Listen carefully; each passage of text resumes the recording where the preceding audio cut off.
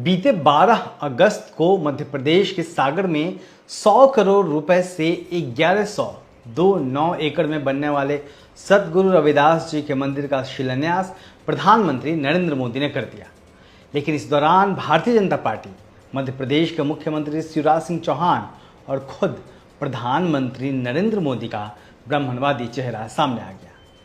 दरअसल जिस मंदिर की आधारशिला रखी गई सतगुरु रविदास जी का मंदिर था, उसका शिलान्यास हुआ, लेकिन इसके लिए किसी रविदासिया धर्म को मानने वाले संतों को नहीं, बल्कि सारे जो शिलान्यास के दौरान पूजा किया गया उसके लिए एक ब्राह्मण पुरोहित को चुना गया।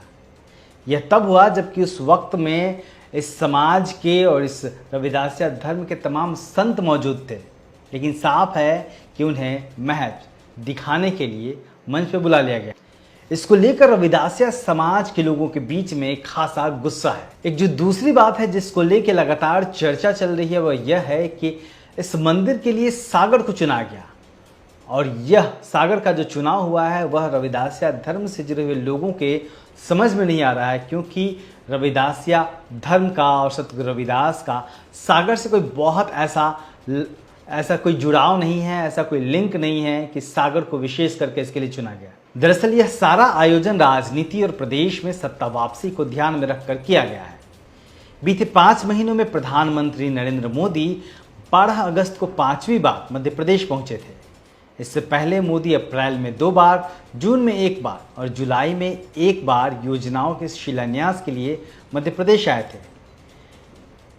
ऐसा नहीं है कि पीएम मोदी नहीं आते तो इन योजनाओं का शिलान्यास नहीं होता, क्योंकि प्रदेश में मुख्यमंत्री भी होता है और मध्य प्रदेश में तो ज्योतिरादित्य सिंधिया के उपकार से आज भाजपा की सरकार है। लेकिन मध्य प्रदेश में जिस तरह पिछले चुनाव में जनता ने कांग्रेस को चुना था और भाजपा पिछले दरवाजे से सत्ता में जा बैठी, उससे प्रदेश के आम लोगों में गुस्सा है। जमीन पर इसकी सुगबुगाहट भी दिख रही है और इसी सुगबुगाहट ने भारतीय जनता पार्टी को परेशान कर दिया है, जिसकी वजह से प्रधानमंत्री नरेंद्र मोदी लगातार बार बार मध्य प्रदेश का दौरा कर रहे हैं।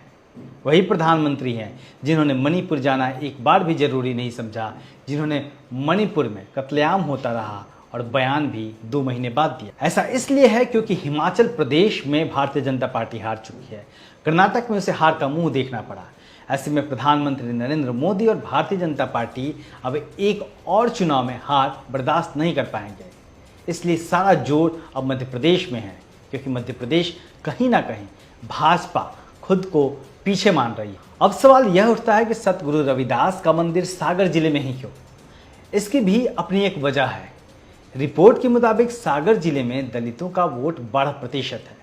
सागर में 5 सीटें ऐसी हैं जहां पर अहिरवार समाज का वोट निर्णायक भूमिका में है, जबकि इससे सटे दमोह, टीकमगढ़, छतरपुर और रायसेन जिले में भी दलित समाज का वोट निर्णायक है। यानी इस क्षेत्र में 55 सीटें ऐसी हैं जहां दलित वोट अहम है। ये सारी कवायद इन्हीं वोटों के लिए हो रही है। सागर में बनने वाले रविदास मंदिर का खूब ढिंढोरा पीटा गया। 20,000 गांवों की मिट्टी लाई गई और 300 नदियों का पानी लाया गया। यानी प्रदेश के 20,000 गांवों में दलितों को यह बताया गया कि नरेंद्र मोदी की सरकार, शिवराज सिंह चौहान की सरकार यानी भारतीय जनता पार्टी रविदास जी का मंदिर बना रहे हैं। दरअसल राजनीतिक दलों और सरकारों का यही फार्मूला है और इसे समझना सबसे ज्यादा अहम है। वंचित समाज के विकास के लिए हजारों करोड़ की योजनाओं के बदले 100-200 करोड़ के मंदिर बनवा दो और जनता को झुंझुना पकड़ा दो। अच्छा होता कि सरकार जिन 20,000 गाँवों में मंदिरों के लिए मिट्टी लाने गई, उन गाँवों में दलितों के हक और अधिकार बताने वाले कार्यक्रम आयोजित किए जाते हैं। बेहतर यह होता कि इन गाँवों में दलितों की शैक्षिक और स्वास्थ्य संबंधी और रोजगार संबंधी आंकड़े क्या हैं उसकी रिपोर्ट जारी की जाती। लेकिन भाजपा शायद अब तक मंदिर की राजनीति से आगे नहीं बढ़ सकी है। वह लाख दिखावा करे कि वह विकास की राजनीति कर रही है, लेकिन कहीं ना कहीं भारतीय जनता पार्टी अभी मंदिर की राजनीति के घेरे में ही फंसी हुई है। दलित समाज को भाजपा की इसी राजनीति को समझना होगा। सतगुरु रविदास जी ने कहा है, जो सबने सुना है, बार बार हम सबने सुना है कि ऐसा चाहूं राज में जहां मिले सबन को अन्न, छोट बड़ो सब संब से रैदास रहे प्रसन्न। सतगुरु रविदास की कही इस बात को आपने बार बार सुना होगा। लेकिन इसे समझना भी होगा। 80 लाख दलित वोटरों की आबादी वाले मध्य प्रदेश में दलितों को आज भी समानता नहीं मिल पाई है। दलितों पर अत्याचार के मामले में मध्य प्रदेश सबसे आगे रहने वाले कुछ राज्यों में आता है। जिस सागर जिले में सतगुरु रविदास जी का मंदिर बन रहा है, उसी सागर जिले में जुलाई महीने में, इसी साल 2023 में जुलाई महीने में दलित समाज के लोगों को मंदिर के बाहर भगा दिया गया। उन्हें भंडारा नहीं खाने दिया गया। और जब खुद सरकार को दलित समाज को बराबरी देने का मौका मिला, मंदिर के शिलान्यास के समय यह मौका मिला, तो सरकार ने भी, भारतीय जनता पार्टी ने भी और खुद प्रधानमंत्री नरेंद्र मोदी ने भी एक ब्राह्मण पुरोहित को चुना, बजाय दलित समाज के किसी संत को चुनने। गहराई से सोचिए, भाजपा और सरकार आखिर करना क्या चाहती है और दिखाना क्या चाहती है?